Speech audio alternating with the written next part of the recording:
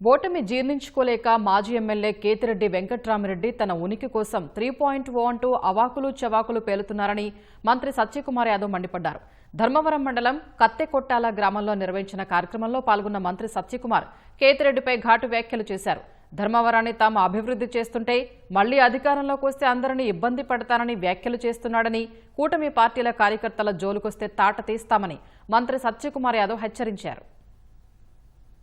ఆ నాయకుడేమో మేము రప్పా రప్పా అంటారు, ఇక్కడేమో మేము 3.0 చూస్తాం. ఎవరికి దీపావళి ఉండదు, ఎవరికి దసరా ఉండదు, ఎవరికి ఉగాది ఉండదు అని చెప్పి ఎవరి మీద మీరు 3.0 చూపిస్తారయ్యా?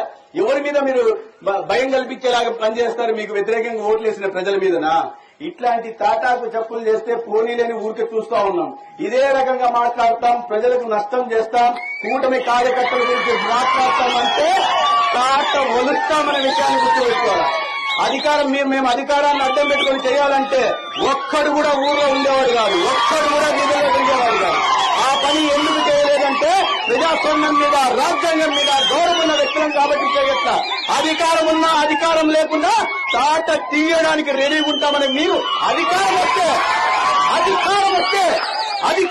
మేము చేసి చూపిస్తామని చూపిస్తున్నారు.